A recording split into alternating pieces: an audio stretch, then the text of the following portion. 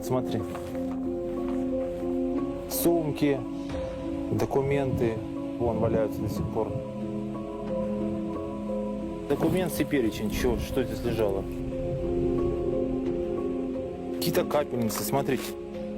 Чьи-то личные вещи, вот они, лекарства, вот они, все это можно просмотреть. И так оно все и лежит-то. Посмотрите, никто не трогает, так что потому что это грех, никто за это не возьмется. Все оно лежит, как лежало, тогда так оно все и лежит на месте. It's 80 days since Malaysia Airlines MH17 came down here in the Donetsk region, close to Grabovo village. The Boeing 777 was en route from Amsterdam to Kuala Lumpur. Aircraft fragments and personal belongings are still scattered over some 30 square kilometers.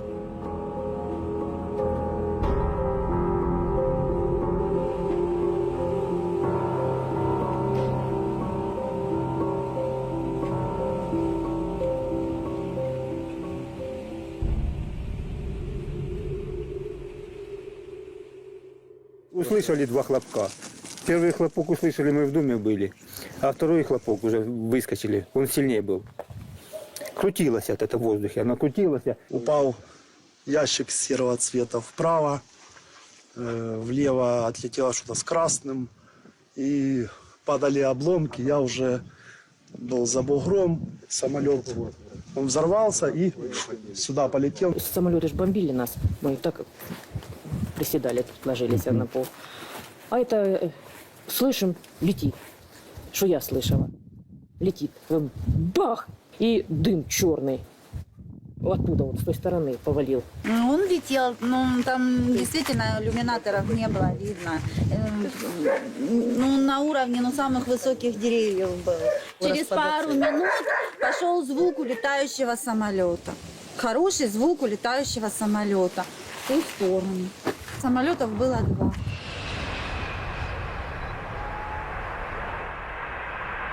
Schiphol Airport, 3 hours before the tragedy. Flight MH17 leaves Amsterdam for Kuala Lumpur on schedule. 283 passengers and 15 crew members board the plane. This video was taken by one of the passengers and shared online just a few minutes before takeoff. Stages of our boarding and cargo loading. Once again, do ensure that your phones are also off for the flight. Firdaus bin Abdul Rahim was first officer of the Boeing. He was to fly the plane for the first stage of the journey. Dia biasa je. Saya dia nak pergi tu dia biasa. Dia memang selalu kalau nak pergi dia akan call saya lah. Saya tak ada apa tapi cuma hari tu dia lambat call tu je lah.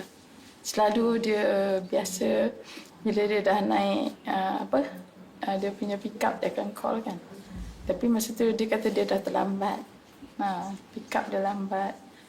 Tu dia call tu saya tak sempat angkat tu saya call dia balik. Bila saya call balik dia dah masuk flight. Dia kata dia dah masuk dah dalam.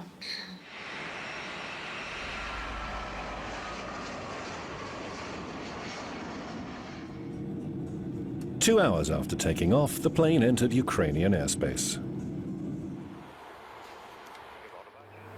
Okay, 5 hours after flight, mostly the passenger already have their dinner, and we just completed the service.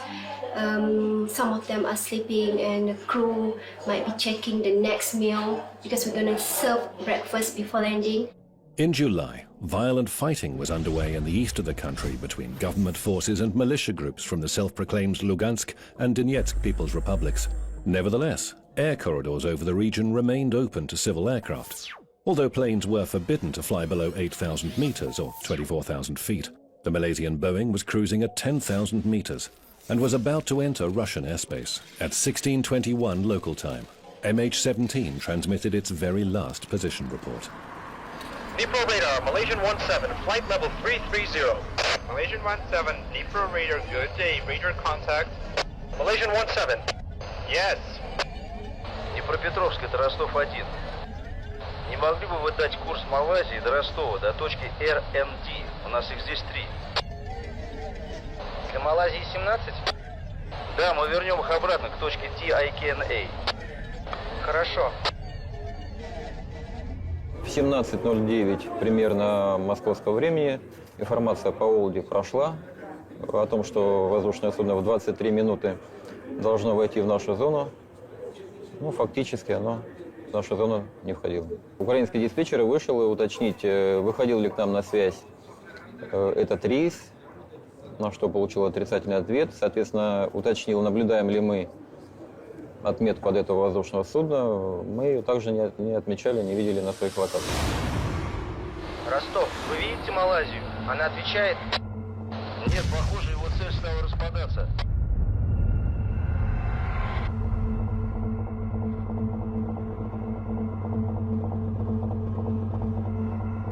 Fragments of the airliner fell to the ground in a field near the village of Grabov, an area controlled by the Donetsk militia.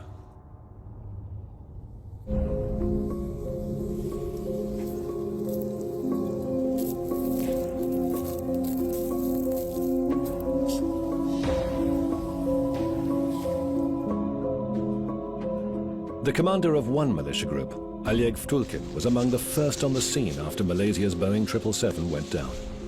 He took these pictures with his own mobile phone. Сегодня 17 часов, 17 июля 2014 гражданский самолет. Чем он не понравился нацикам? Провокация. Трупов полно. Олег, километр, может полтора. Поехали.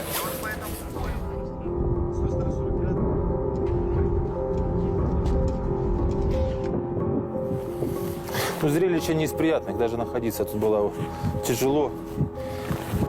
Ужас, что я тут увидел? Ужас. Когда это все видишь, это лучше, как говорится, это и не смотреть, что это тут произошло. Ну, там ниже, вдоль дороги, лежала девочка. Детей много было. There were 298 people aboard, including 80 children. They all perished. Most were citizens of the Netherlands. Я ж так иду, смотрю, тут у народа уже полно вот места, смотрите, вот это белое. Вот беленькое, да? Здесь, да, труп лежал. С самолета выпавший. С самолета выпавший, да. А там, говорят, детки где-то, детки падали где-то. Господи, ну за что вот это все?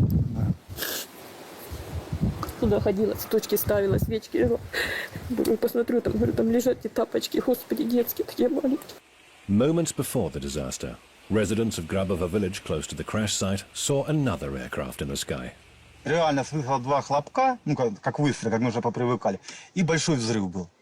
И я поднял, вот уж когда гул был большой, ну я уже слышу, как за движением же, и звук же как же идет.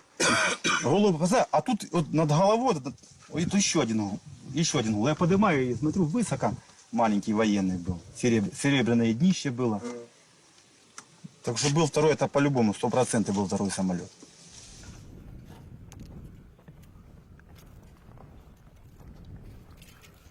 On the night of July 17th, the Ukrainian Ministry of Defense issued a very specific statement.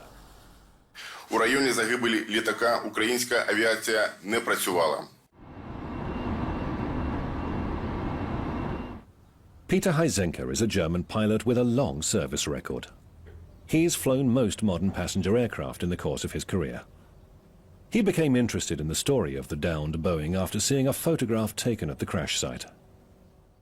Diese Bilder, die habe ich gefunden am Freitagabend gegen 6 Uhr nach diesem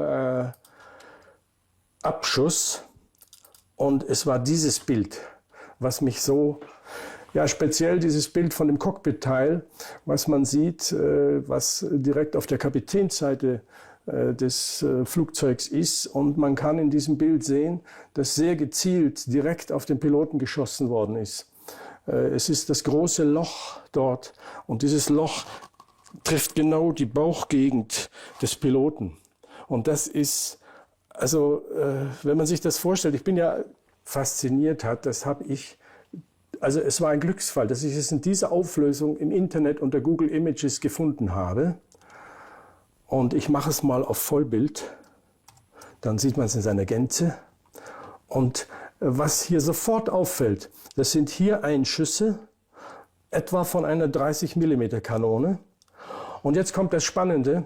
Hier ist auch ein Einschuss vielleicht, aber es war ein anderes Geschoss. Several days later, a Russian Ministry of Defense representative published data showing that not long before the tragedy, another aircraft had been observed in the vicinity of the Malaysian Boeing, supporting eyewitness accounts reporting a Ukrainian jet in the sky. But many doubted that the Su-25 can actually reach 10,000 meters. Man findet in Wikipedia, wenn man die Su-25, das Flugzeug, von dem gesagt wird, dass es sich in der Nähe dieser MH17 befunden haben soll, dann findet man plötzlich Einträge Dienstgipfelhöhe 7000 Meter. Einige Monate vorher war an derselben Stelle, sowohl in der englischen als auch in der deutschen Version, circa 10.000 Meter. Das ist verändert worden im Vorfeld dieses Absturzes. Und die Sache geht noch weiter. Selbst das Fliegerlexikon, das Deutsche, hatte noch bis letzten Monat als Dienstgipfelhöhe 4. Ja, und ich kann das nachweisen. Ich habe hier einen Screenshot aus dem Fliegerlexikon vom 1.8.2014. Da wird die Dienstgipfelhöhe uneingeschränkt mit 14.600 Meter angegeben. Und dann habe ich den Screenshot von demselben Provider vom 1.9.2014. Da wird die Dienstgipfelhöhe mit 7.500 Metern angegeben und nur noch gesagt, dass die Su-25 im Test 14.600 Meter erreicht hat. Also der Самолет Су-25 имеет хорошую тяговооруженность. Он достаточно быстро может подняться на высоту 9200, там, 9600 и находиться там достаточно длительное время для выполнения той или иной задачи. Поскольку на питании на чистом кислороде летчик может выполнять задачу в течение 30 и более минут. Я лично летал на этой высоте, и никаких проблем со здоровьем не было. Вооружение самолета позволяет сделать то, что сделали с Боингом. Пустить или ракета воздух-воздух, или атаковать даже из пушки.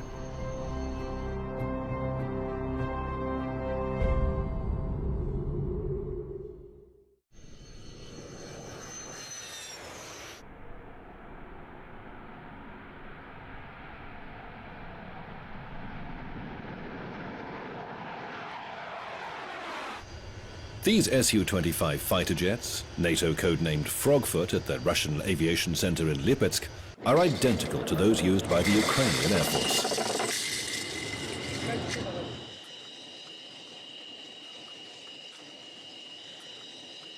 Сейчас я вам представлю пушку, калибр которой 30 миллиметров, двухствольная. Вот перед вами боекомплект этой пушки, которая сейчас вставляется. То есть самолет снаряжается снарядами. Пушка, скорострельность ее более 2000 выстрелов. Стрельба может вестись с дальности от 2 километров и до 300 метров. То есть, чтобы не попасть в зону разлета собственных осколков. 300 метров ограничивается дальность стрельбы.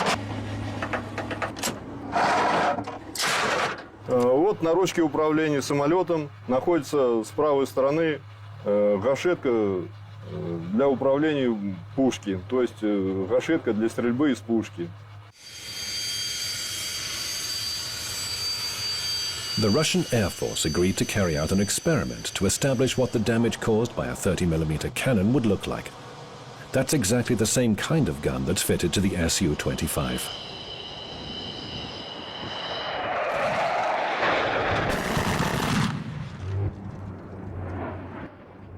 Вы видите результаты удара, авиационного удара с самолета Су-25 30-миллиметровой пушкой. Вот отверстие попадания, вот попадание, вот попадание, вот попадание. На киле 3 попадания. Также разрушена остекление кабины.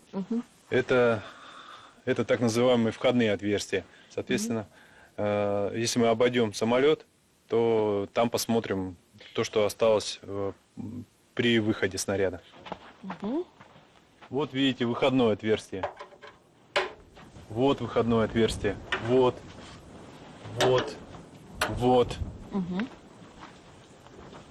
Вот здесь разрушено. Скажите, а вот эти мелкие, которые мы видим, это что? Это результаты осколков.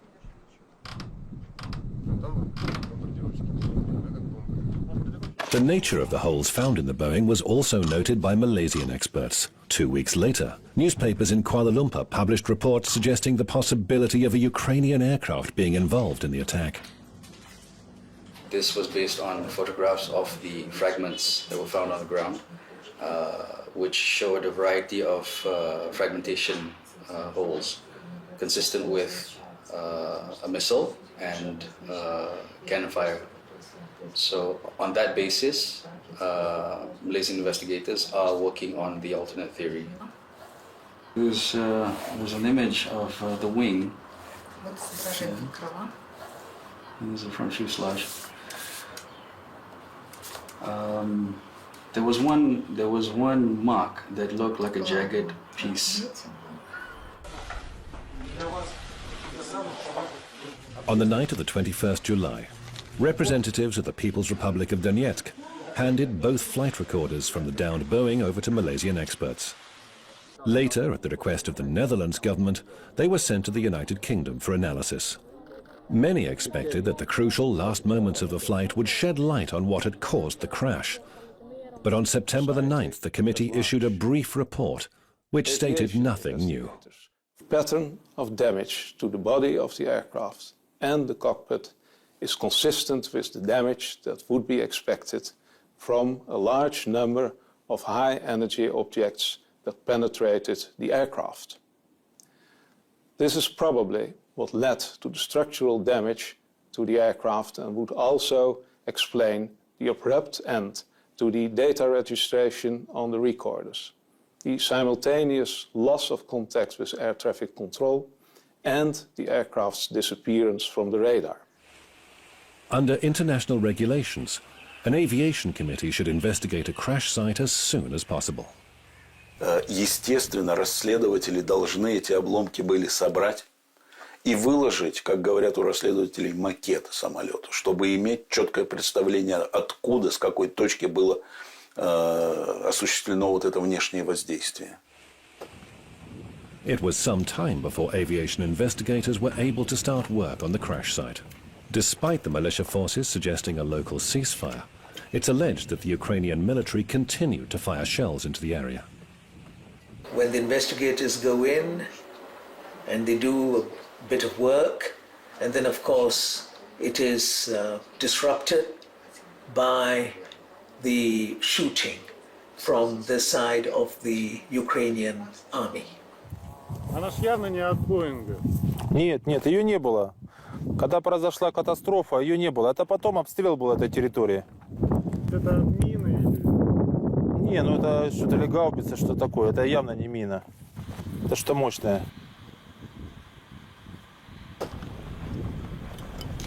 Там и ополчения нет. То есть кого-то там накрывать артиллерийским огнем, ну это вообще не имеет никакого вообще смысла. Это был способ, каким образом там, зачистить следы. However, despite the absence of evidence, just hours after the incident, most Western media ran with one popular theory: that the Boeing had been shot down by militia forces with an SA-11 Gadfly, NATO's codename for the Buk anti-aircraft missile. There is no evidence, however, that the self-defense forces even possess such anti-aircraft systems. And concealing the launch of a multi-ton surface-to-air missile in broad daylight would be extremely difficult. Пуск ЗРК «Бук» сопровождается вот таким вот длинным инверсионным следом. Скорость ветра примерно 4 метра в секунду, то есть спокойная. Штиль. Почти. Да, почти штиль. Значит, ЗРК «Бук» имеет вот такой вот длинный инверсионный след, который от самой Земли до момента встречи с целью проистекает. То есть, если он бы стрелял вертикально, это 10 тысяч метров, а именно на этой дистанции находился самолет, но поскольку он стреляет, как правило, по гипотенузе, то это примерно около 15 тысяч километров, 15 километров. Вот такой инверсионный след огромный, который в воздухе, отмечу, при такой метеообстановке будет находиться до 10 минут. Вот. Представьте, чтобы такой инверсионный след не был замечен никем. Обратите внимание на характерный рисунок, который должен был висеть в воздухе от встречи ЗРК «Бук» с поражаемым объектом. Около 5 минут такой след висит в небе, ну, уже на пятую минуту уже остатки, но этого достаточно для того, чтобы его увидеть и сфотографировать. International medical experts were unable to reach the scene for several days. The Donetsk self-defense forces had to take care of the bodies. Свозили сюда тела машинами, всаживали трупы в этот рефрижератор, он поддерживал холод, стоял здесь на пути, ждал своего, как говорится, часа отправления, пока свезут все тела. Все было под контролем. Все делалось в быстром режиме. Все свозилось, все сюда как можно, а надо было быстрее отправить тела, чтобы прошло независимое расследование.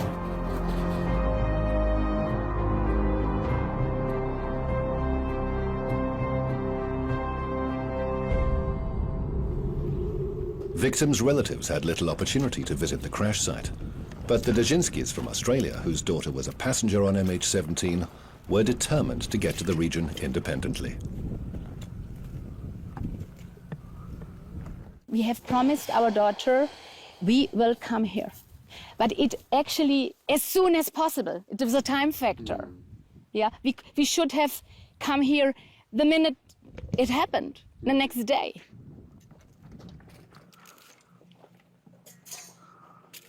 We are for peace. She was for peace. She is for peace, and she will be forever for peace.